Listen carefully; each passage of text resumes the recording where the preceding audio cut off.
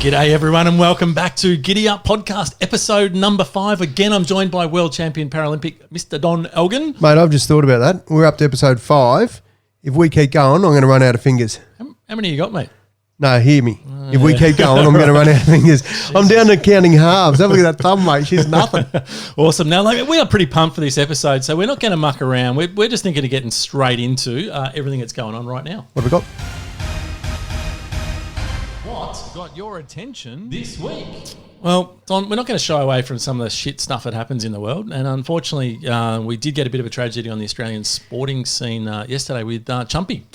Yeah, you know what? It's I'm sure we've got a news clip for it, JT. So we might play that and then I'll just touch on my thoughts on that. Known as a kind-hearted man with a love of people and the outdoors, Alex Chumpy Pullen's death has caused shockwaves. The 32-year-old was found underwater and unresponsive just before 11 o'clock at an artificial reef off the Gold Coast. I'll tell you what, mate, when you hear of death, I mean, death is never a good thing. But when you hear it of somebody who's just so full of life, somebody who's fun to be around, who's got an infectious smile, who actually has a crack at living, that's when it knocks you for six. And I must admit, I had a similar feeling when I heard that story of exactly that feeling of what I had when Steve Irwin died. Oh, mate, that was and gutting, it sort of just takes the wind out of you. And I mean, as I said, death's never good, and people are dying all the time. And there's some people who go, oh, we sort of almost try to rationalise it. Oh, they were old, they had a good innings. But when it's Chumpy Pullen, mate, like he was at 2014 flag bearer of the Winter Olympics. This guy, and of course, when you think of Olympics, I think Olympics and Paralympics, I sort of feel like it's part of my extended family in a way. And I'm sort of leveraging a little bit more there and giving myself a bit more credibility. But the reality is, it's one of somebody that I've connected with through the Victorian Institute of Sport, and it's bloody sad. It's just sad, simple as that. Mate, very sad. So RIP Chumpy, and hopefully he's running amok upstairs already. Yeah, hopefully, and I think also too to his family that are absolutely feeling this. So, and he's got a lot of close mates that are going to miss him. So, yep, RIP Chumpy. Absolutely. Now, of course, one of the other things that's dominating the news, Donnie, especially if you're in Victoria, as we are, is restrictions are back. Mate, even COVID thinks Melbourne's Australia's most livable city. We bloody win at everything, don't we? Mate, we do. And, well, look, it's fair to say there's been a bit of anger in the community. A lot of people angry at Daniel Andrews and the government for the whole hotels debacle.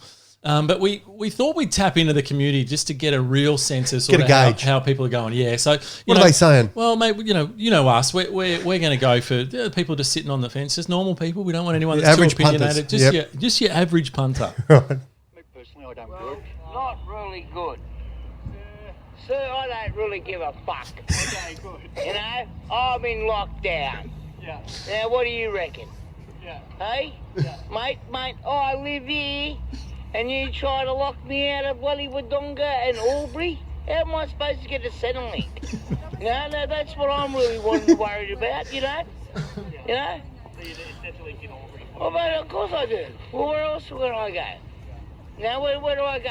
Just your average punter, Donnie. Oh, yep, that's the voice of most Victorians at the moment. I don't give it, yeah. Well, anyway, he's feeling it, and I hope old mate realises real soon that after he gets his Centrelink that Dan Murphy's do deliver. So he might not need to leave the house after all. On a serious note, we are all feeling it. It's pretty, it's sort of been laughed about as, detention 2.0 or whatever you want to call it. Because we've been through it once before. We're back again. So we know what we're in for, and we know it's 6 weeks, and hopefully there's some light at the end of the tunnel. But yeah, this one just seems to be a little bit harder. I think because the rest of the country sort of seems like they're not rubbing it in, but mate, they're partying, right? Bloody everything's open. And honestly, rightly so. This is what people haven't quite got their head around yet. You do the right things, you get the rewards, mate. We always get a receipt for our behaviour, JT. I'm a big fan of that. The receipt isn't always something bloody fantastic, and it's not always something bad. But the truth is, we get receipted for our behaviour. Our behaviour has been below par. We've bloody had protests. We've had different takes and beliefs around this corona thing. And the reality is it's out, and now we're dealing with it. Donnie, we said we're not going to go too hard and political, but I want to pull you up on that because haven't we have done, the majority of us have done the right thing, yet we're paying the price for the stupid minority. Well, that's and true. That could be the people that were doing the protests. It could be the government's decision to be scared of the unions. And we're the only state in Victoria that actually went with a private security firm to do the hotels. Every other state went with the police force or defence force, and no, we went with private. So there's some, Yeah, JT, I'm smelling a conspiracy. You got that look in your eyes, and you've touched on something. Look, admittedly, I went and stayed in New South Wales. So I spoke about this in previous podcasts, and we had the AFP on the doors, and I felt bloody safe and very secure. The up floors were for the public punters, and the downstairs were for return travellers. So not even positive COVIDs, just that was how they were locking them up. In Melbourne, had I have stayed in Melbourne, probably would have got myself some sex and stuff like that. Was disappointing. AFP didn't knock on my door and go, "Hey, haven't I got something for you?" But anyway, tell me about this. Like you're onto something. No conspiracy. It's widely circulated on social media that obviously the unions had a fair say in what Daniel Andrews would be doing in regards to that. How do the unions determine who's looking after the hotels? What's the unions got to do with it? I mean, we're going to get very political, and we're staying away from that. But I'm just trying to bait you because I know. Really I'm not going there. But there's plenty of information out there on Facebook or news if people want to read it. But don't worry, Don, because, I mean, I know, a lot of people are saying, look, politics are stuffed in Australia and where's Scott Morrison been? And obviously Daniel Andrews had buggered everything. But I'll tell you what, I have found a solution, Don. What is it? Well, mate, in the US...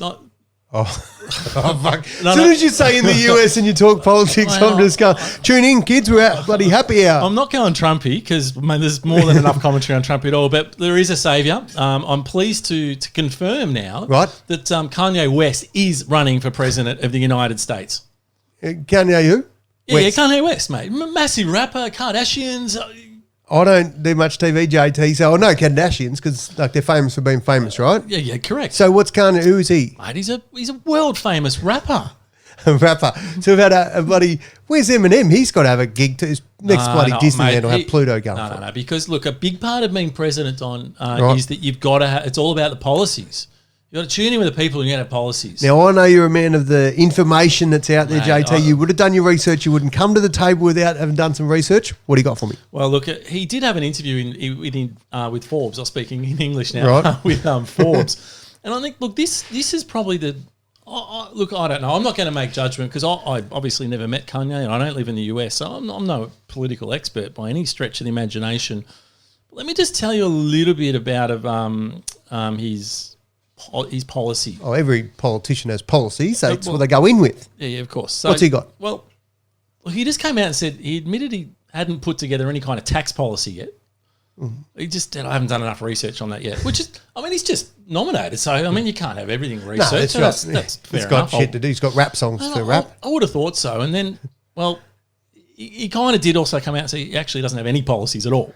Oh, so it's not just tax. It's nothing. But maybe none's the best way in this. No, mate. He's got it all sorted because what's he got? Well, mate, he's pretty switched on. And I don't know if you know this, but he actually went to Nike and designed Yeezy. And went to Louis Vuitton and did some design work with them. Oh. Yeah. So basically, what he suggested is that fucking qualified to be president. It wasn't a policy; it was a design. So all he said is, look, we just need to be able to. His words: we need to innovate the design to be able to free the mind at this time. So I'll vote for it, mate. You don't need policies; just free your mind. And I think the US are in really, really good hands. Yep. Well, so what happens? They've either got Trumpy or Kanye to vote for. No. So he's going up Biden, against Trumpy. He's going against Trumpy. So he's been supporting him for a whole bunch of time, but he's basically just said, no, that's all done now. He's withdrawn his support for Trump. Righto. And so who's the other fella? There's old bloke too, isn't there? I mean, I think they're still working it out. They're still in the final rounds. Joe Biden's still in the mix. And, righto. So it's going to be interesting to see how it all pans out. So just look out for him. It's the birthday party. That's what he's called? Yeah, the birthday party. So... well, speaking of birthdays, mate, I'm ready to move on from US politics. Someone else has had a birthday recently. How about this? The fast man. Well, Usain Bolt. He has had a birthday, actually. You're right. Well, it wasn't his birthday, but he was part of the action. No, actually, he actually released the news on his birthday. That's where I thought you were going. You were one step ahead of yourself. Hey, look at me go. So it's true. Usain Bolt has had a daughter. Now, I love the trend that's going on at the moment with celebrities picking... let's just be honest, some fucking crap names. What's he called the kid? Well, it's a little girl, beautiful little girl. Beautiful little girl. Now, look, I think this one's fair enough. Right. He's gone Olympia. Well, buddy, Kieran Perkins. Kieran Perkins called his daughter Olympia and someone Sydney. No, Olympia. That's not a new name for an Olympian to fucking. I'll tell you what. I don't think it's that bad. I mean, there's obviously been some other shockers. I mean, can you pronounce Elon Musk's child that was recently born? I didn't even know he had one. Mate, what's he got? I can't even pronounce it. It's literally just symbols and numbers. It was absolutely bizarre. Oh, like the love symbol, getting in early. It was just ridiculous. And of course, one I remember from years back was Gwyneth Paltrow named a kid Apple. What's wrong with that? Well, nothing, I suppose. It just seemed a bit bizarre. But some shares so we're putting it Apple, out to you guys, our listeners, that the punters will know. If you know some good celebrity names, just whack it on our Facebook page so we can all have a bit of a chuckle. Well, imagine calling your kid Bublo Bill or something. Like name it after, you name it after Apple or ice cream or the Olympics. Imagine I call my kids, you're a Paralympian. My kid will grow up and smash me, and rightly so. Well, I thought you were going to go down another path then and say, what if you called him Redskin or something? They changed the name later on, and then your kid doesn't have a name. But imagine that. Hi, I'm the love symbol, not anymore. Now, of course, apparently, Don, I believe this is highly likely that this could be our last podcast. It is. And I know it's only episode 5, and that's going to shatter a lot of people, but what's happened, mate? Well, it's bloody lotto time. 80 million. Actually, my mother-in-law's Mullion. She's Scottish. She's 80 million. Yep. Sure thing. You got it. Well, I'll tell you how I do it, right? I don't check my ticket. I am sitting on a shitload of cash. So you're pretty confident it's in the bag. Yeah. As long as I don't check it, when they say there's a winner and I don't check, giddy up, mate. I'm a good thing. Like there was another time it was a good thing, right? I'm with my sister Sarge, and we were in Toke. Oh, actually, we were in Cobram. Yep. We'd killed a bit of time, and then we just bought a scratchy, right? Yep. And so we go to the car park, and I'm there, and I'm in the driver's seat. Sarge sitting passenger seat. Before we go, I thought, scratchy, and I scratched it off, and I shit you not, 100,000, 100,000. So 2 out. You need the 3, right? You need 3. Yep. I scratched another one, 10,000. Not quite. Scratch another one, $5. Yep. Another one, 10,000. Oh, 2 10,000s now. Scratch another one, 100,000. Hang on, you're kidding me. I have You've lost 300,000. I have lost 100K. My shit, right? Yep. And I'm going, you fucking beauty. And I'm waving the ticket at Sarge, and she's going, give me your ticket. I go, bullshit, bitch, you'll spend it. So I'm straight into... So you're spending the money already. This is in the bank. Yeah. I am out of there, right? And Sarge is trying to make sense of shit and grab the ticket off me. And by this stage, I've opened the door and I'm standing up on the driver's side door, on the door, screaming. Don't watch the video of that She grabs my pants, pulls me and says, let me have a look. And Sarge used to be the voice of reason in our family. I'll give her the ticket, and I'm watching her in case she gets pisses off with the... Last time you saw her. She looked over and she goes, you fucking idiot. What'd you do? You haven't won. But you got 3. Yeah, it was 10. My head was sort of going too... It was $10. Oh, you're kidding me. I didn't even win anything. I was filthy. I thought she was bullshitting me. So, mate, I after that I stopped checking them because then I didn't have the heartbreak of losing. Yeah, good point. So, look, I don't want to be the bearer of bad news, Don. I could have bought all the Kiwis in the world if I had them. Not that we buy Kiwis, that's illegal. But anyway, I could have. How's the theory been working for you so far? Because we did have a 50 million Oz Lotto draw that one person won, and got to tell you, it wasn't you. No, it wasn't me. So, I checked that ticket. Right. But I've got this one. I'm good. I'm good for it. All right, I'm not checking it. It's in the bag. I'm not checking it. Excellent news. All right. Well, I'll be here solo next week. And unless, of course, just by some imaginary chance Don doesn't actually win, we might actually have him back again. Even if I do win, I'll tell you what I'll do. I'll come back and I'll just let you know, because I've been watching The Voice, right? I'll come back and I'll tell you. Oh, hello, Delta. Hey. Don't. Hey. Do not. Hey. That's not on the run sheet. We are not. Wait. Don't. Check this shit out. Delta. Yep. Delta. Beautiful Delta. Talented. Yeah, maybe. But what's good is Kelly has brought some credibility to the show that Delta lost in the first bloody episode. Hang on. Delta lost it because she picked the boot scooter. And she can do whatever she likes. No, he was like, how'd that turn out? Well, not like good, my bloody lotto. Not good Shit for the out. boot scooter. No, and piss off back to the bush. He was no good. And we love the bush, by the way. You come from the bush, mate. Yeah, well, I know He's one what of should you. stay in there. And he should have stayed there. Anyway, the boot scooter got out. He got on the show. Delta gave him the nod, shouldn't have. Had to get rid of him. He's gone, right? Kelly, there's two of them at the battles. Yeah, Kelly, just for the record, Kelly from the US here. You're Oh, here we siding go. here with someone from the Oh, US. You're not backing homegrown talent. We love you because you're an Australian. Mate, I'm picking the best person for the job. I don't give a shit where you're from, what colour you are. Best person for the job. Kelly, this is what she did. All right, tell me. Battle, two people. They were shit. And she said, I'm not taking either of you. And they're going, what do you mean? She goes, I can't take you through. So she ditched them. Had the courage to say, not up to standard. I bloody love that. Anyone who just stands up and says, yeah, hats off, Kelly. Loving your work. You gave credibility back to the voice after Delta shot it. Well, okay, there you go. So there you go. Lots happening now. We're listening to the listeners. I tell you, and I probably could have phrased that a whole lot better. I reckon. no, but it's right. Like they speak, we listen. After we speak, and they listen. It's fair. It's giving. So this is what we've done. Is I need to go out to the listeners, and I need your help. Why I need your help is because we need a couple of new stingers because we've got a new segment. One of the things that's overwhelming is the people are loving that you're adopted. Like not the piss take like we do to our kids when they're in trouble when our siblings. But the real deal, JT, your adopted story is it's bloody going off the charts. People are writing to us and some people are crying and stuff. And honestly, they got a fair reason because your story is bloody amazing. We've got to the point that it's fair and reasonable that you're adopted, you've grown up with a mum and dad, you went to an adoption agency to learn how to write a letter, you've written a letter, your mum's invited you over literally the very next day, you've gone to a house and you've met your mum. Yep. What happened next? We had something to eat. Mate, you eat a lot. Do like food. Look, we had a great chat. To be honest, it was fantastic. She had a whole lot of photos and just showed me, a whole bunch of stuff around that extended family that I, at that point, had no idea about. So I learned that I had a whole bunch of auntie and uncles. By this stage, just if you haven't heard the previous podcast, you're at about 25. Oh, I was early 20s, yeah. Early 20s. Think, okay, yep. Somewhere in there, yeah.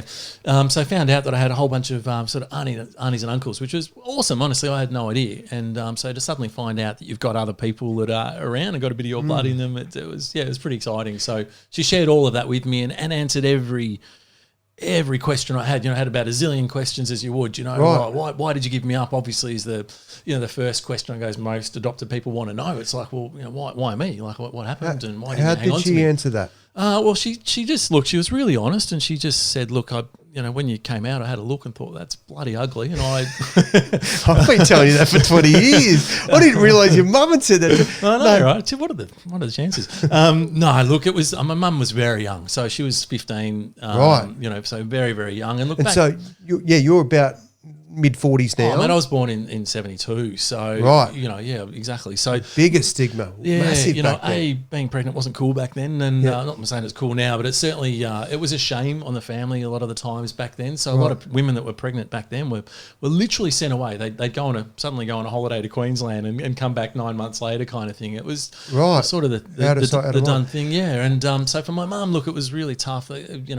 They weren't exactly living, high life and really wealthy. So to bring a baby in with no support, there was no government support around in those days. And of course, at 15, she's not married. She's got not a partner to support it. Of course, that's exactly right. So it was a really tough decision and one that Mum, Helen wasn't too wrapped on making. And I think she had a really tough life. I don't think she ever really recovered from having to give me up. She had a really rough life. Right, and no doubt she would have shared that with you. Like we talk about what it was like for you, having your expectations met and a whole lot of things answered for her. What was it like for her? Like, was it a wonderful experience to meet you, or was she just thinking? Oh no, look, she absolutely loved it. And, did she? And she sort of, the way the law works back then, and I honestly don't know if it's the same now, but essentially the parents had absolutely no rights, and so even if she wanted to find me, which she did. Yep. There was literally no avenue for her to take. And she was rapt that I actually made the effort to come and find her. So she was sort of, I've been waiting for this day forever kind of thing. So for her, she was absolutely, thrilled about it. Right. And tell me so just having a bit of a laugh here because JT's cat's Oscar, who's the bloody star of the show, I shit you not, has just rocked up and nearly pushed bloody play on a little thing we got for later. So you meet mum and you go through the questions. Where's dad? Have I got siblings? What unfolded then? Yeah, well, look, she was really honest, and I think, as I said, she had a really rough life, and did it pretty tough. She didn't really sort of end up in any career. She'd lived on welfare a fair bit, and so did it pretty tough. Never remarried, never had any other children. So it was me, really, was it, right. for her. Now, of course, the first thing she said to me, if you remember from the early episodes, is you look exactly like your father, dad. right? Exactly, so, of course, the question to me is, who's dad? Yeah. And look, she I think it was just such a traumatic experience for her that she had actually blocked a lot of things out. Right. And so she didn't have a lot of details about my dad. Okay. I knew his first name, and she couldn't recall his surname. Now, wow. And they were in a albeit at 15 or 16, a relationship, but that's to the extent of, how much trauma I think it was, and that was sort of blacked out. So I honestly, of course I wanted to know, but I also, there's a human element there, and I could see that it was quite upsetting for her, and so I just didn't push it. Right. And it ended up, and I'm sure we'll talk about it in other segments, but it literally took me years, and I'll talk about how I went about it in another episode, but it actually took me years to actually track down my father. So you've got to... So I did actually finally get to meet my dad. I sort of worked it out. I think I was sort of getting towards my late 20s by the time I'd sort of thought I had it all sorted after all my investigation work. So you're still doing all this on your own. So, of course, the adoption agency gives you an envelope and you get some stats in there. That's what gets you in touch with your mum. Yep. Your mum answers a whole lot of new stuff, introduces you to a whole new, world, her siblings, uncles and aunties, that type of stuff. Yep. But there's clearly still questions. Yeah, exactly right. And you're on your own from that moment. So right. It's really up to you to do what you need to do. And look, my mum's family, who I know most of them listen to the show, were bloody awesome as well. Like they could have just sort of said, mate, who are you, and piss off kind of thing. And right. and I certainly was made to feel really, really welcome. And, I was still keeping contact with most of them. And it's only distance that keeps us away probably, because a few of them live in Thailand and Queensland and whatever. But, I actually met them. My what would have been my grandma actually passed away. And so everyone came for the funeral, of course, and the wake. So I remember at the time I was already talking to Auntie Linda. Hi, Auntie Linda, if you're listening, I'm sure she will be. And she said, well, why don't you come down and sort of, it's a good chance to meet everyone. So probably not the best circumstances. Yeah, of course not. But, I generally got to meet everyone, which was pretty awesome. And did you look around that, this is a bit crass, but did you look around and think, oh, good, there's no one here that I've got history with? Like, as in, you didn't sleep with anyone. Because if you don't know anyone's related. Where are you going with that? Well, you never know, did you? Like, you didn't even know you no, it's exactly right. I mean, obviously, I had no relationship with, no one was on my path or radar or whatever you want to call it. No, not from a relationship, just any point of view. Like, we just weren't in that network, so to speak. A completely different circle. Yeah, and most of them didn't live sort of local either. Certainly my mum did, but the closest was probably Auntie Linda, who lived sort of down Frankston Southway, and I had Uncle Evan, who lived up in Mildura. So they're probably the closest initially, and so that's sort of how there you it all go, rolled. Yeah. Mate. I'll tell you what, this is why we've given it its own little segment. It is the You're Adopted segment. Got to come up with a better name, I reckon. But, people, and a help stinger. me. I've bloody come up with the You're Adopted, so I need your help. Otherwise, JT's stuck with hearing that every bloody week. Come on, give and us a name. We need a stinger. We don't we'll have some fun with it, but we're gonna keep digging. For as long as we're doing this podcast, we're gonna get more and more and more out of JT and his story. That we are. Now, of course, one of the segments that we love is we need a bit of comedy after when we go pretty deep. So we're going to get into our Media Watch segment. Driving. Now, Media Watch, of course, is when we bring you a funny clip that we've seen somewhere around the world. And, this week we're going to bring you something from Network 10. And doesn't have to be late. Doesn't have to be recent. No, it's not. Although, ironically, it is from the late night news, but not late as in timeline. No, I don't What do you know got how to for us, explain it, JT? mate. It's all too hard to explain. Well, look, I'm just going to probably let this one talk for itself, and hopefully you get a laugh. Skipper Andrew Strauss arrived in London proudly showing off the little urn. They'll spend 4 days at home before flying out for the World Cup. And Belinda, I just can't understand how something so small can be so impressive. Well, Mark, you would know about that. Thank you very much. And Belinda, I just can't understand how something so small can be so impressive. Mark, you would know about that. Boom. Belinda Hegan and Mark that. Aston. That went global around the world. And why shouldn't it? Like, that is gold. Like, what a quick comeback. I was going to say, thinking on your That's feet, isn't gold, it? mate. It was pretty awesome. I've been thinking on my foot for a long time, but she's got me covered. That's awesome. Yep. Now, mate, what do we got in terms of our segments? We're mixing this up a little bit. Yeah, well, we've obviously given the adoption story a life of its own now with its own segment. And, I thought we kind of need to do the same with you, Donnie, because it is I'm not the adopted, both of us. So JT. can you tell us about when you first found out that you were adopted, Don? Mate, I think it was the first fight I had with Bruv, and he said, get fucked, you're adopted. I go, what's adopted? No, I'm not really adopted. I got four siblings, and I'm one of five. And I think that's why I've... This is the funny thing, Don, because late breaking news. They've told you. I got a call from one of your apparent sisters who said, no, this is bullshit. He's not one of us. Hey, that's because we've been telling her she's adopted for years. No, I think the thing, if I'm going to be fortunate enough to get a stinger at some point, now I'm really hoping humans out there, you'll help us with this. And name my segment. It's bloody up to JT at the moment. We do want to give it a name because, look, Don obviously speaks for a living and he's got heaps of bloody awesome stories, and we want to start sharing some of those with you. And we're going to go with one today that I think is just probably hits a chord, particularly for those Victorians. Apologies, I know it's a national show, but everyone's sort of feeling a bit down, I think, with the news of lockdown again, and a bit frustrated. And we wanted to talk and give people a bit of a giddy up on resilience. And I know it's one of the things that you talk about a lot, Don. And for me, one of the things that I really admire about you is that you've done Kokoda. And not just once, you've done it twice, and obviously mentally deranged because you're thinking about doing it a third time. Yeah.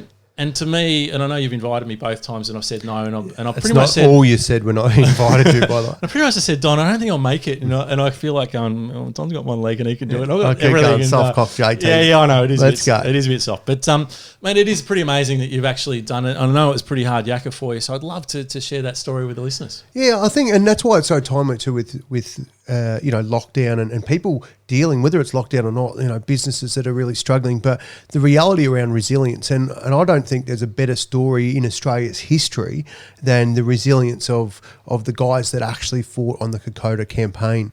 And why I love it is because they were clearly underdogs. And so when I had the opportunity, I had a corporate organisation, good mate, now Mick and Tim and the boys and Nick, they got in touch and said, Don, would like you to lead our team for Kokoda. Are you interested? And I said, yep, bloody oath. I say yes to most things and then think about it later. The truth is I didn't know stuff all about the Kokoda campaign. I educated myself. I listened to some books and through audio books and I learnt that our nation is built on people that have had a crack against the odds. And, when you start hearing the stories about the people in the terrain, it's about 96 Ks, it's bloody up and it's down and it's mud and it's I literally wore out a leg, I kid you not, to do Kokoda. We created a leg for that, Professor Leg. We got something that we thought would do the hills and the steps and all that sort of stuff really well. And when I did it halfway through the first time, so when I got halfway, I actually was waking up at 4:30. When you say halfway through, just obviously... So we're about 45 Ks. How many days does it take? It's about 8, what have we got? 8 days, 7 nights. Right, so it's 3 or 4 days in. 3 or 4 days in, yep. And then I'm waking up at 4:30 to take painkillers because my leg got infected. And of course, this is a jungle, so it's not... Your amputated leg got infected. My stump. And it's not like I'm a celebrity, get me out of here. This is a real living jungle. There is nobody Chemist Warehouse on the corner. Yep. You can't... Well, at the moment. Not They're expanding quickly. But you just... And again, we're available for sponsorship. We are indeed Chemist Warehouse. But you just can't get that sort of... You can't get anything. Seriously, it's bloody... There's nothing out there. Yep. And... So you take all your own supplies and you got to get scripts for stuff you don't even know if you're going to use. So sure. you literally go well prepared. And Kokoda, Spirit, Wayne, they've got it down pat. Yep. And I tell you the thing that I really loved and what I connect with resilience around this is because every single day you would look and you would see these mountains, you go, there's not a hope in hell I'm going to be able to get to the top of that mountain. And then the real key is, and the advice we get is, just focus on your next step. Just take one step and then another step. And then focus on your next step. And so you're not looking at the mountain, you literally break it down into tiny little bite-sized bits, and then it's actually attainable. Like you get through it. Like he's still getting belted. So waking up and taking these painkillers so I could put my leg on and keep going. And the reason, I mean, I had a choice to say, oh shit, I'm screwed, and get helivac'd out of there, medevac'd out. But you know, the guys that actually fought in the campaign, like they didn't have that choice. Like if it wasn't for them, our country would be all speaking Japanese. As simple as that. And so they fought off the Japs during this massive campaign. And what they would do is whatever it took to survive. And that's what I love about this. So when we're going through tough times, I'm going, hang on a minute, I'm going to get to the end of this. I'm going to have a meal tonight. I'm going to be able to get home. I'm going to stay in a nice hotel. All these, just being able to put it in perspective and go, how tough is it? The guys during the campaign found it easier or more essential to cut the crutch out of their pants because they had like literally diarrhea. Like they had, you know, problems that 2 meters away, there'll be a sniper or a Jap that they couldn't see in the scrub that could take their life in a heartbeat. So, you know, they had real resilience and they needed that. And so when I think about shit, things are tough, I think, well, how tough is it? So for me, I think all of us can build our resilience, and the way we build it is just by taking one step at a time and making sure we remind ourselves the sun's going to come up tomorrow, get up and go again. It doesn't matter if you get knocked over, but you just got to get back up again. Yep. And just on the Kokoda experience on your journey, as you said, day 3, 4, you infection sets in, you've luckily got the medication, probably get that under control, but it would have been bloody painful. Oh, mate, I don't know that I'd experienced that pain for a long time in my life. I've had a couple of times in my life where I've experienced some really, really ordinary pain. And I know this is a family show, even though we put a bit of language in here, but, you know, I don't want to gross people out with some of the things that, the pain that I've felt in my life, and it's all been physical. But I must admit, the second time around, so the time I did it, the next time I did it with a good family friends, with Macca, with Boof, and my couple of my 2 eldest daughters and my cousin Romper and his wife, it was bloody amazing because, you know, when we were there and I was there with Shaky and we're looking at this campaign, I'm thinking to myself, at what day am I going to need to get up and take these painkillers to be able to get through? I didn't have those same problems. So that's what I absolutely love about life, is that if we can get through something once, there's a fair chance that we're going to be, next time we're faced with it, we're better prepared. And stuff me, if this isn't us being better prepared, COVID take 2 for Victoria, then we've got experience. This is why we should be buoyed about this. We should be up and about going, we can do this. Yep. And now we know how to do it. Mate, love that story, and I'm looking forward to hearing many, many more stories from you in future episodes. All right, Donnie. One of the listeners' favourite segments. They love it. The Dad Joke of the Week. Here we go, mate. Oh, no, this will be good. They're always good, JT. You know, I go to extremes to get the best jokes for our audience, Don. You know that. Around the world you go. Literally around the world. All right, here we go. First one for you, Don. I've got 2 today. What do you got? Now, one of the things I hate in the world is hunting, I've got to say. You don't like hunting? Mate, I cannot, just no. Okay, so you're not from the bush? On so many levels, mate. You and I are very different on that, path. Yep. I just, no. Righto. But it's a hunting joke, and I'm going with it. All right, do it. So 2 hunters are out in the woods, and one of them collapses. Now, he's not breathing. His eyes are glazed. So the other guy's going, oh, shit, this isn't looking good. Whips out his mobile, calls 000. Gets onto the operator and goes, oh, I think my friend's dead. I was going, what can I do? And, of course, the crew on 000 down at have been lucky enough to actually spend some time there. Yeah, they're awesome guys. So the operator says, look, calm down. First we've got to make sure that he's dead. So there's a bit of a silence, and then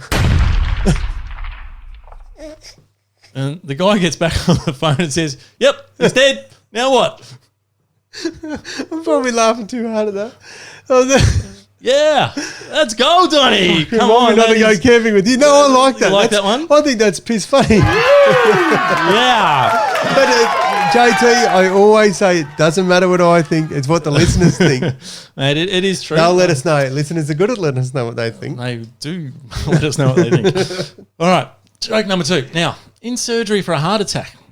Yeah, well, there's a middle-aged woman and she has a vision of God by her bedside. And she says to God, will I die? And God just comes down his big booming voice and says, no. Assuming it's a guy and speaks like that. Says, you have 30 more years to live. Oh, giddy up. Yeah. So she's thinking, oh, mate, 30 years to look forward to. So she decides to make the most of it, Donny. Oh, yeah. So she goes, look, since I'm in the hospital, might get the breast done.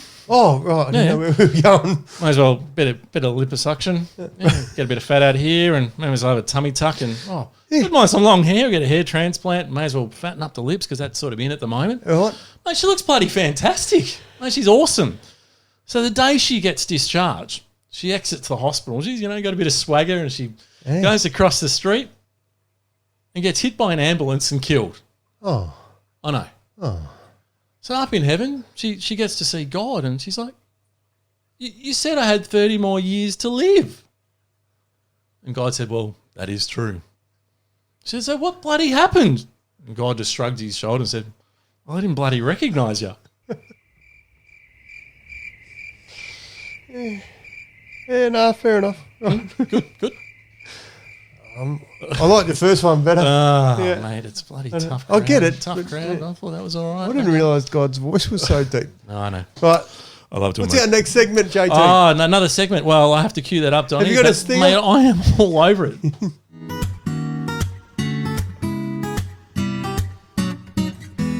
Life hack of the week, Donny. Now, this has taken on a bit of a different... It's taken on a slant of its own, thanks to the feedback from the listeners.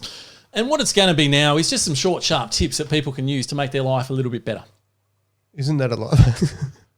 Yeah, but I think when we first started, we were thinking more, inspiration, how to live life. That kind of life stuff. Shit, so that's you don't come out. to us for inspiration.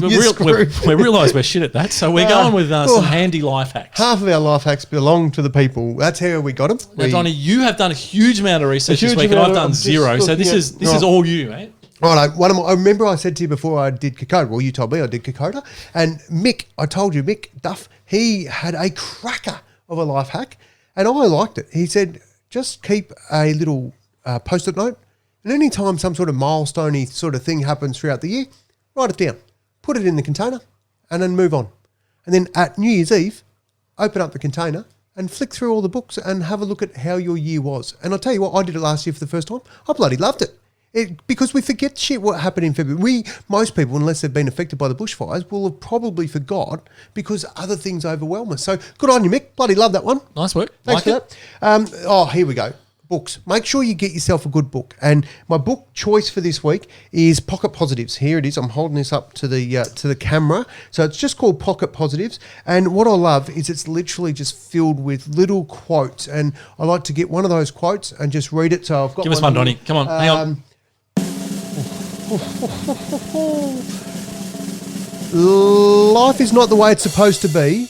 I just jumped in early. Sorry, I couldn't. You peaked early again, and that's for another segment as well. Oh, shit. Right, okay. Life's not the way it's supposed to be. It's the way it is. The way we cope with it is what makes the difference. And that's a ripping quote. It just helps us. One more final one, because I know you're a very clean freak, JT, is when you're doing your washing, right? Yep. Wash your clothes, and then before you hang it up on the line, just go whoosh, and give it a big crack, like shake it, and it'll get all the wrinkles out while it's wet. You hang it up, fold it up while it's dry. I shit you not, you'll never iron again. You just won't, because you won't have any creases that you will not iron again. So as long as you give it a big shake, I've got no special effect for that. No. And I put it out on the line. Yep. Happy days. And you got to fold it when you take it off. So don't store it in the basket and crap. Fold it when you take it off. Bang. Never need to iron again. And if that doesn't work, call Chubb. It's her tip. So, I like that one. Since you're doing, it's winter, it's cold, we're not hanging shit on the line too much. When you put stuff on your little clothes horse inside, use pegs. So don't hang your clothes over the clothes horse, especially your undies, because they take up too much room, right? So just use a peg and they'll just take up a tiny little bit of room. Too many life hacks. Moving on. What else we got? Wow. All right. We have other stuff. Oh, I like this one. Heroes and zeros. We do like this segment. It gives us a heroes. chance to talk about the people that are contributing to society in a positive way and those that, again, letting the team down. The dickheads. Now, this week, Donnie, we've got a couple of heroes. A couple. Well, actually, we've got more than a couple. Good work. I wanted to give a shout out to a series. Look, sometimes you've just got to be really innovative and come up with new concepts that Who's people come are up ready with for. some? Well, the ABC, Donnie, they're my heroes. Right. They've come Oh. up with a concept. Now, I don't want to be the one to say it sounds remarkably like our Celebrity Rewind section. However, it's awfully like our Celebrity Rewind section, Donnie. What have they done? Well, they're basically going out to celebrities and saying, write yourself a letter to your 14-year-old self. Really? Pretty bloody similar to our segment, I thought. They've stole our I content. think they bloody have. But look, the ABC are obviously flushed with a huge amount of resources, and we aren't. And And they would have got huge big name celebrities. Who'd they mate, get? they've got massive celebrities. So they went with Kelly Cartwright. Hello, On- old news. We had Kelly 5 weeks ago. Episode 1, mate. Hello, We had Kelly. ABC. No, but they're heroes, so well done. We No, bloody no. love it. And most of the people who watch ABC probably don't watch our or listen to our podcast, so they're thinking it's new. No, Have you look- got a clip? You're the Oh, look, mate, I have. And in all seriousness, I bloody love it. It is absolutely fantastic. And Kelly's was awesome. And I'm going to play a little bit of Kelly's for you now. It's obviously to watch the whole thing, you need to go to ABC and what's it called, Don? Yes, it's called If I Only Knew. That's what their There you go. segment's called. So here's a little clip from Kelly. Your friends and family will always be there, so try not to give your parents too much grief. And one day, you will meet other people just like you and know just how you feel. I learned to walk again. You will too. I even learned to run and jump, and I set world records. I won Paralympic gold. I found a partner, and I'm a mum. My life is full. So just remember, at that moment in November 2004, when you think that your life is over, it's actually just beginning. Bloody love it. I'm a bit pissed off at Kel gave the ABC all the good stuff. I was going to say, that was better than the clip she gave us. We should have. Well, we'll just rip theirs Don't off. you manage her? I'll have to have a word to her. She's bloody picked up a game. I want to have a word to you. You bloody We helped her lift her game, so that's all right. there That's we go. good. Ours was Thanks, a practice Kel. run. All right, Ours good was stuff. good too. Now, the other one that I love, and I've had the luxury of meeting Hamish one day, mate, top bloke. Hamish Blake. Yeah, Hamish right. Blake, mate. Oh, Hamish funny Mandy. man. Oh, mate, he's incredibly Funny funny. man. And look, this is a really short story, but I actually met him with a mate of mine, Daniel, and Right. we managed to somehow get ourselves into the birdcage Somehow. on Melbourne Cup Day. It was a good get, I've got to That's tell you. a good get. Yeah, it was Well a good- done. We'll it was- talk about gets in other shows because I've got a couple of good ones too, but that's Mate, bloody you would have impressive. some awesome ones, That's- given your background. But, mate, we were pretty happy. Anyway, of course, we may have had the odd drink or 300. Yeah, well, that happens in the And, Birds Cage. There's actually horse racing that goes on Is there there? too. Jesus, I never knew. Allegedly. And of course, one day, not one day, we were on the juice, and the day was actually wrapping up, and we were sort of starting to walk home, and we just saw Hamish just standing there. It looked like he was about to walk home, shit-faced as well. And look, Daniel's not shy in coming up to him. He goes, mate, we've got to go and say good day to Hamish. So, of course, we went up and... Celebrities love it. mate... You know what, though? Like, it was probably before they were really super big. Yeah, right. And it was bloody awesome. We actually, having a bit of a chat, got a photo and all that sort of stuff. It was pretty awesome. So that's my experience with Hamish, and we always had done. a soft spot for him. And now, of course, with Lego Masters, and my son Lucas bloody loves that show, as do a lot of people. Yes. It's just good family fun, right? So isn't it funny how you like Hamish because he didn't brush you off or give you the... He gave me the time of day. And, And, hey, don't we love people that give us the he time of actually day? said, let's get he actually asked us for the pick, which we mate, how good a love bloke, that. mate. He's That awesome. is top bloke. Awesome guy. Well Anyway, played. his clip, mate, have a listen to it. Have you got it? I've got a little bit of a taste. It actually goes a lot longer than Kelly's. I think Right. it's, but mate, absolutely awesome and in Hamish style, pretty funny. But here's a segment, just a little clip of Hamish's message to his 14-year-old self. So I know that right now, at 14, you're scared of all the standard stuff, looking silly, failing, not fitting in. But I'm here to tell you that you've got it all the wrong way, my friend. Looking silly is where all the fun is. Failing is where all the fun of life is. And not fitting in is where all the fun of life is ultimately. I won't spoil it for you, but you end up in a job where basically, professionally, you look silly all the time and you have a lot of fun doing it. So that's it from me, Haim. I hope that... also buy Google shares early and don't book flights for the first half of 2020. I think that's it. I think that's all the stuff I wanted to tell you. I hope I made it in under the time. Good luck, champ. Man, I love it. Seriously, it's definitely worth a listen. So if you do have a few spare minutes, make sure you check it out. The ABC, if I only knew. That's awesome wrap for our heroes. Now, what do we got for zeros, JT? Well, I've got one other hero. Oh, that's right. You said you had two. It wasn't Kelly and Hamish. You got another one. I just wanted to give a shout out. Three, JT. Not having we're having a great run in 2020, but turns out this week my dad had a bit of an incident at home, and we need an ambulance. Okay. And is he all right? Mate, he'll be all right. He's hopefully home very soon. So, okay, but mate, the ladies that came out, Sarah and Jess, bloody awesome. They were the paramedics? Paramedics. And so just to give a shout out to the paramedics, they are honestly just the soul of the earth people. And, they meet people at their worst and in their highest stressed and in pain and all this sort of stuff. And they go out of their way to make sure that, not only medically they fix them, but just mentally, they just make sure they're okay and they'll crack a joke with them, and bloody awesome people. So shout out to all the paramedics that are out there, and of course to all the emergency services, because we absolutely respect and need everything that you do and appreciate it, and it's not said often enough. So correct. And I tell you what, JT, on that, after COVID's finished, make sure, I think we should start a campaign, hug a paramedic. Yeah, no, that's just going to... Nope. Now, of course, with every silver lining and... cuddle a cop, but anyway. Also, no. Okay. So that's our heroes. Now, of course, the opposite of heroes is zeros. Zeros. I'm very clever like that. So who are we having a crack at this week, Donnie? Well, my zero this week, the zero that's overwhelming for me is Channel 9. Channel 9? Yeah, well, we said we're not going to get into politics, but... We did. And we got into I feel politics. like you're about to. But here we go. Let me just play a little clip. I've been doing a bit of your fancy work, Jay. I'll put you out of a job one day. Have a listen to this, yeah? It's becoming so stupidly hard and dangerous to have a debate about anything these days, anything the left wants shut down at any rate. Today, Channel 9 banned One Nation leader Pauline Hanson from appearing again on the Today Show after she said this about some of the people being locked down in the 9 Melbourne Housing Commission towers. Let's listen to it. What'd she say? The fact is that a lot of them are drug addicts as well. They've actually medication. They're getting their medication. They're alcoholics, so they're being looked after that way. A lot of these people are from non-English speaking backgrounds. Probably English is their second language, who haven't adhered to the rules of social distancing. They all use a lot of the same laundry. So. A lot of the same laundry. Jesus. Well, there it is. And the reason I'm having a crack at Channel 9, honestly, Pauline Hanson is a divisive character. They didn't get her on there thinking that she was going to come on there and all of a sudden not have an opinion and not share it. True. They wanted a headline? They wanted a headline. They bloody got one. And today, or the other day when she created that headline, it got a bit awkward for them. And so they come out in this fashion that is so bloody fashionable today that you cannot have an opinion unless it's the exact same as everybody else's. I call bullshit on that. I think, I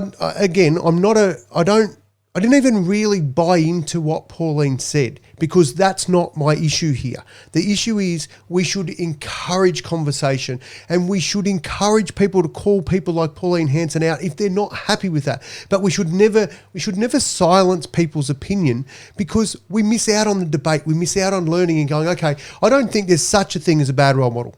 I think there's a lot of people that do shit things and we can learn from them and go, there's a shit role model, and by default they're good because they teach us what not to do. Okay, so whether or not we agree or disagree, but I disagree with Channel 9 pissing Pauline off because of that reason, because she was divisive. Don has spoken. There we go. That's my zero, mate. I like how we didn't cover politics there. That's good. Awesome. Going really well.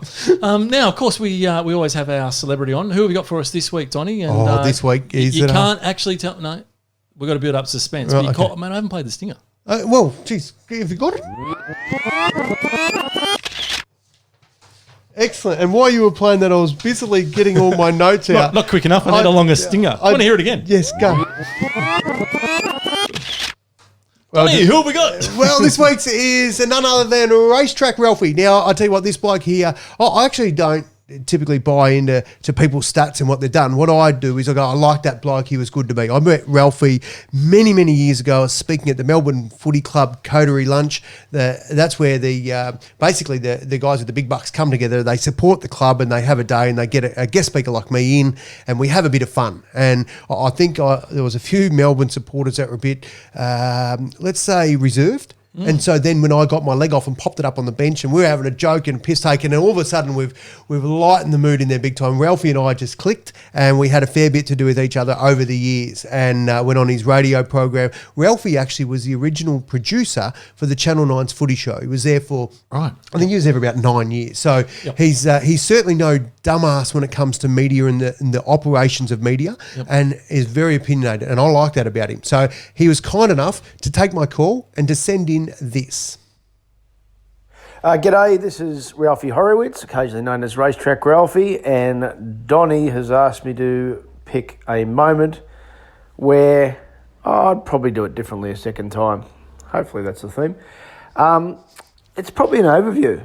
You know, what do you learn from the past? And that would be, to use the Richard Branson phrase, protect yourself on the downside. So it's good to follow your dreams, but if things go to shit, what can you do as a plan B? And I didn't finish my schooling, so that was always a negative for me. So if things went wrong, particularly in a narrow field like the sporting media that I was in for so long, the plan B was always hard to find. So I would say protect yourself on the downside, have some education, have a different job to be available to go to, and then go as hard as you possibly can. Hopefully that's what it's meant to be, Don. Mate, it is. That's what we were aiming for, is something to think about, and I like it. I think that's what I love about this segment, JT, is it gives our listeners a chance, and us a chance, to listen and peep in on somebody else's advice that they would give themselves or consider important in their life. And we can all learn from other people. So protect yourself on the downside. It's a bloody great concept for a show on ABC, I would have thought. That might take off if I only knew. Mate, that's awesome advice. Thanks, Ralphie. And you got a degree, Donnie? No, mate, I'm a bit with Ralphie. Sort of dropped out. I finished year 12. There you go. I was pretty happy with that. So, we got it. What about you, mate? No, mate, I'm the same. Never got a degree. Did a couple of units studying a degree, but never really did much with it. And to be honest, it's something I've always, really struggled with, because, I've obviously, had a reasonably okay career and landed in some senior roles, and you're obviously surrounded by people that have degrees in management and marketing and MBAs and all this sort of stuff. So you often just feel a bit sort of inferior that you don't have that piece of paper behind you. It's a weird feeling. It is a weird one. I actually asked an old manager of mine at Australia Post at one time. I said to him, mate, how do you reckon I'm tracking? Where do you reckon I can get to? He goes, oh, well, without a degree, you're probably not going to get any further. I go, why is that? He goes, well, a degree doesn't really matter what you do it in, but it just shows you can stick to something. I said, really? So 3 Paralympic Games, that fucking no indicator at all, is it? And I always thought, well, if that's your degree, roll it up and smoke it, mate. So I figure there's a lot of people that have nailed life who haven't got the degree. So if you haven't got one, don't bloody burn the bridge. It's not all over, mate. Just wake up, sun comes up tomorrow, reload and go again. Sure does. But Emily, if you're listening, don't even think about it. Now, that is a daughter of yours. Now, mate, did Ralphie leave us a question? Mate, he did leave us a question. Because I asked him, I said, mate, what do you got for us? So my question for you, Don and JT, is a lot of statues being in the news now. We have to pull them all down, apparently, from what happened years ago. Well, let's make it a positive. What statue of who should go up? I'll give you one. MCG, Kieran McCann, a magnificent marathon win in 2006. So there's my starting point. Yes. Who do you think should have a statue that currently hasn't got one in the world of sport in Melbourne? Geez, I tell you what, you can see why Ralphie's nailed it in the world of bloody sports media and stuff, hasn't he? What a great question. Kieran McCann, I was there in the MCG that day. I was commentating. I was with the host broadcaster, TWI, and when Kieran came in and she led into the stadium and the roar was bloody that MCG roar, and then got overtaken, and then to fight back and win, it was, mate, that one was a game changer. I loved that moment. That was awesome. Awesome moment of Australian sport. Absolutely. Let's get a statue for Kieran. And of course, we lost her a few years later with breast cancer, which was bloody terrible. So a huge monument to the sport, lost too soon. Great idea for a statue. Good work, Ralphie. Who else you got, mate? You go first. Well, I've been thinking a given for me. Now, some of her best work wasn't done in Melbourne. That's okay. But I would do Catherine Freeman. Come on. Don't steal my bloody... That's it. Oh, here we go. I come up with an Australian icon and you want to steal her. Freeman's mine, mate. Convenient. No, I love Kathy. I tell you what, I've got a story about Kathy very quickly. Mate, fellow Aussie Post. We used to look after Aussie Post as well. Had luxury, whatever. I'm better once too. All Awesome. those years ago. So I used to train. Kathy and I went through this similar era, right? So we both competed in Sydney, both in Atlanta. Kathy somehow or another did a bit better than I did. Won Olympic gold. I'm only a little bit. No, a lot. That's bloody awesome. However, I remember she used to call my best mate Timmy and I. She used to call us Laurel and Hardy because we were always stuffing around at the track and stuff. Anyway, I went up to her and I said, Kathy, we've got a fundraising event. We need to raise a bit of coin to go overseas. You know, world champs, you had to raise your own cash. And she said, and so what my idea was to get one of her shoes. I said, Kathy, do you mind if I get one of your old shoes you're not using anymore? Can you sign it and we'll auction it off for the night? Great idea. And she said, what's this for, Don?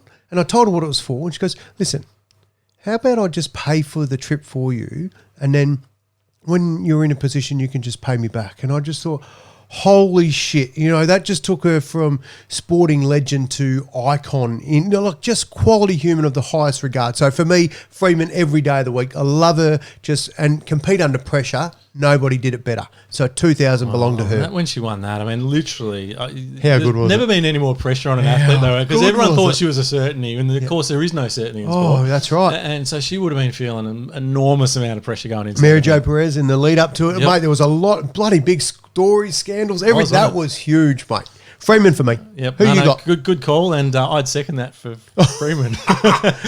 I'm going to go outside of the sporting one. I know, sorry, Ralphie, because Don stole mine. I don't know if he said sporting. Ralphie said statue. He did right at the end. I just picked up on that, unfortunately. Okay. Well played, Ralphie. I got it right. So, well, you stole it. And one of the ones, and we actually mentioned him earlier, Steve Irwin, mate. Honestly, I'm just a legend of a bloke, and you know, you hear so many amazing stories about Steve Irwin and just that larrikin sort of guy he was.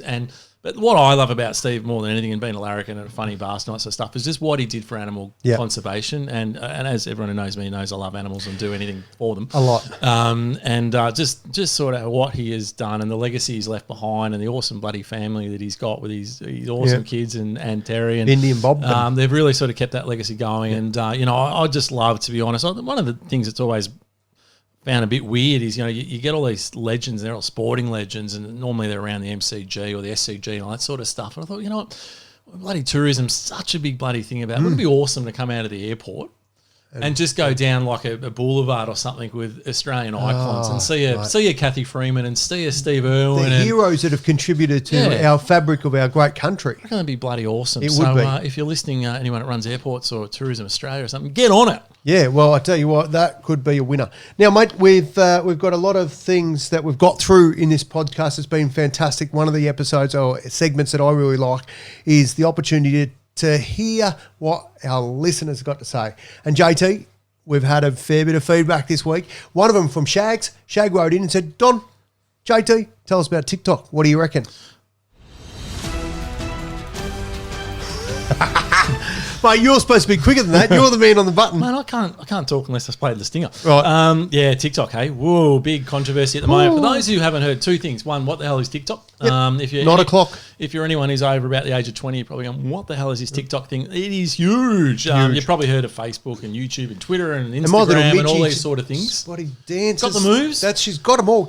Well, TikTok is literally the next biggest thing. It is the biggest thing already. It's only launched in about 2018. It's already about 800 million users already. It's huge, and essentially it's just a video sharing platform. Short clips, you can funny dance moves, pranks, you bloody name it. It's on there. Yep. When it first started, it was mostly for little kids sort of content, and now it's just full mainstream. So it's literally got everything on it. Now the controversy that came up during the week was that India have banned it.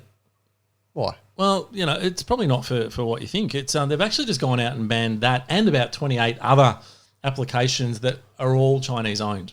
Oh, are they pissed off with China because of the virus? No, it's all about security. And there are some concerns that user data potentially will end up back in the hands of the Chinese government. And so as a result, India have banned TikTok and some other applications as well. India worry about China learning the dance moves? Not so much the dance moves, mate. It's actually personal data. So obviously with a lot of apps, they're tracking what you're doing, and some of them track more than others, of course. So it might be what other content you're looking at. It might be personal information in there. So they're using the app to get into your phone. Yeah, so they can suck a whole bunch of other data out of there. So there is some talk now, and the article came out on news.com, and it's obviously gone right around the country now, is to say, should we be banning it in Australia? Should you delete it off your phone. And that was actually the news article, delete TikTok now. Right. Because you're putting yourself at risk. But isn't that our parents' job to do that? Well, look, that's from a parent's perspective in terms of what your kids are doing and looking at. And there are certainly some risks with TikTok, the privacy and restrictions that you would normally get, even on things like Facebook, even though a lot of people question, at least there is opportunities to block a lot of content and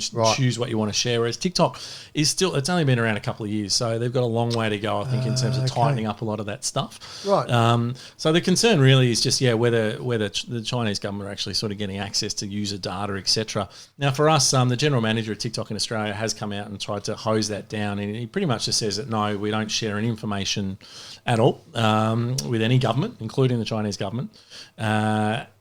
But what did also come out of it was all our data of TikTok Australian users is actually stored in Singapore, which is not that uncommon. It's Asia Pac, sort of a big hub, obviously, in Singapore. So everything is kept there. But there are a few other sort of concerns that came out. And the reality is they are sort of saying that it is accessible to employees potentially of TikTok, and they are working towards, or their goal, quote, our goal is to minimize data access across regions.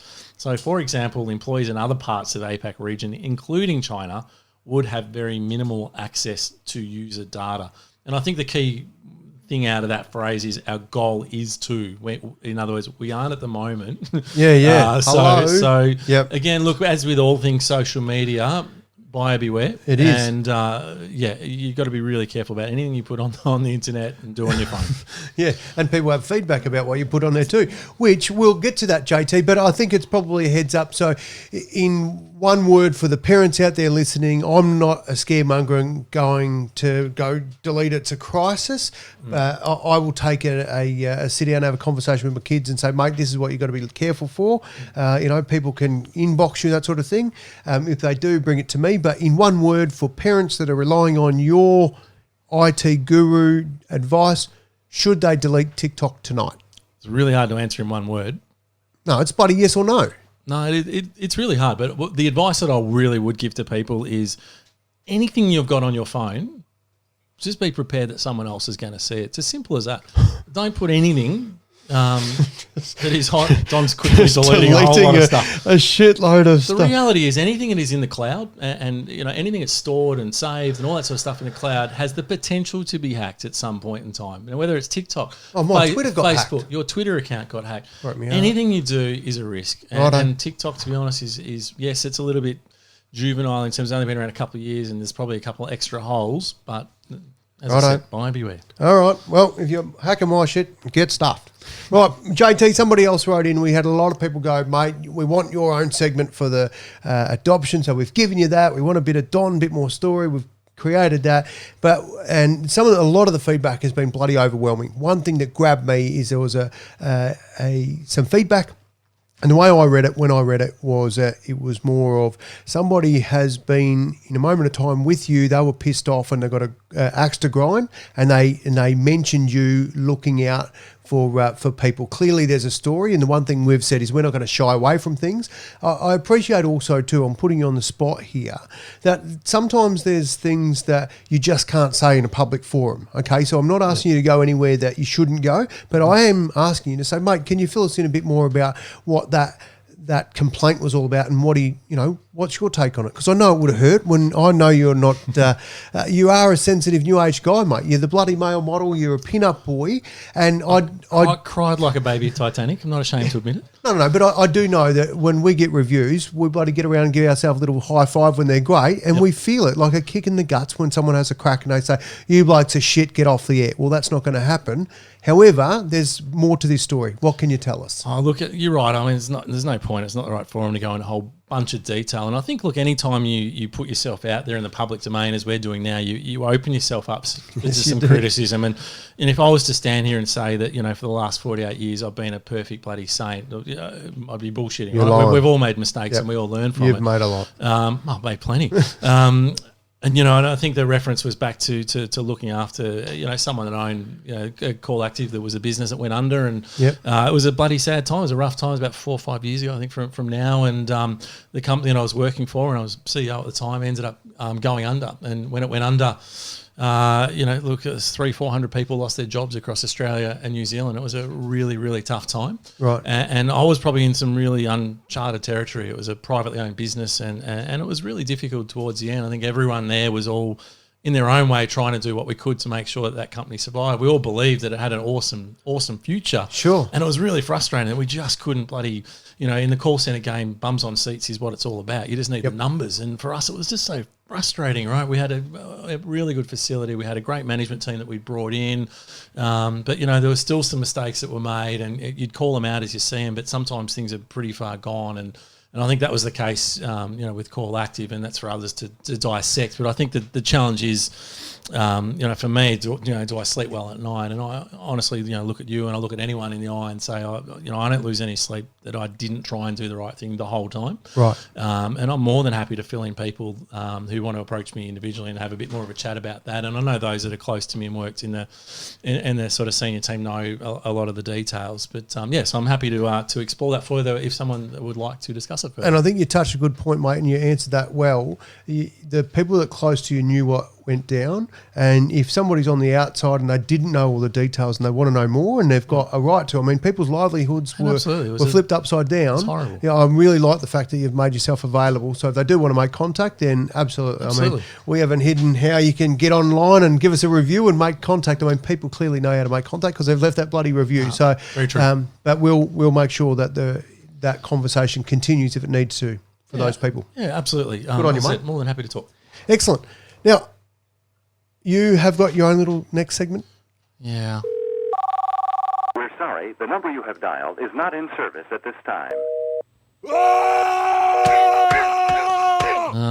Yes. So last week, of course, I had the story of the blockout blinds, the saga that is the blockout blinds. They were shit, didn't work, and you got pissed off. I wasn't too happy. And, we did play for those who haven't heard, you would have heard the voicemail that I played from said company, which we won't name yet for legal reasons. We may name it later. Yeah. But look, so I just want to give everyone an update because on the voicemail, they left the opportunity for me to reach out if I wasn't happy. And fair to say I wasn't happy, so I did reach out and had a little bit of a chat with them. And that was about 3 days ago. And the basis of the conversation really was that Sam, the guy that came out, who told me that he thought he'd come up with a great solution, only to hear that no, there was no other solution in the voicemail. Well, they were going to go back and question Sam about what his great solution was, and she was going to come back to me.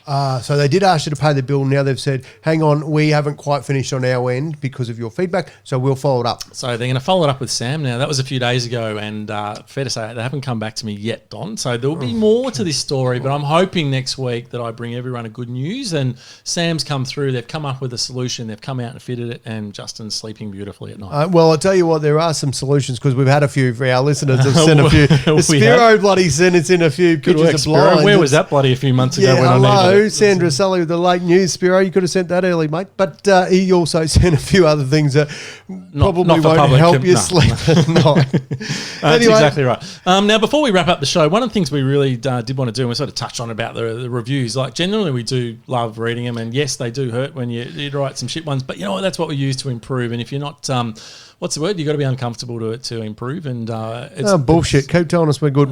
That works too. We love a bit of that too. We love it. But one of the things we'd love you guys to do. Review if we're really shit. Let's be honest. You don't have to. If you've made it all the way to this part of the show and you're still not happy, I'll tell you now, just turn it off and walk away. All right? Tell us what you don't like. We'll fix it. We'll try. We'll have a crack. But yeah, if you can, we'd love you seriously. I know everyone's like, oh yeah, whatever. But it actually really does make a difference. If you can just jump onto iTunes or Apple Podcasts and just leave us a quick review or give us 4 stars, 1 star, 5 stars, whatever it is. Of course, we want 5. That'll be bloody awesome. So what else you got for us, Donnie, before we wrap up this beautiful little show? Nothing. I just want to say thank you to the humans that have gone out of their way to message us. And I tell you what, until next week, it's Giddy Up. Just Giddy Up? Nothing else? That's it. Giddy Up. That's all you got? Giddy Up. Really? Come on, one more. Giddy Up. You got to time it. Giddy Up. There we go. All right. Hello. Well, hello there. We love the fact that you guys have hung around, and because look, those bloody podcaster people, they've dropped off already. They're not even listening to this. They've gone for their little walk. Yeah, but you guys are stuck around. You're here for the haul, the long haul, JT. We love them. So what have we got for them? Well, we got nothing, but what we want to do is put it to you guys around what would you like us to do at the end of next week's show.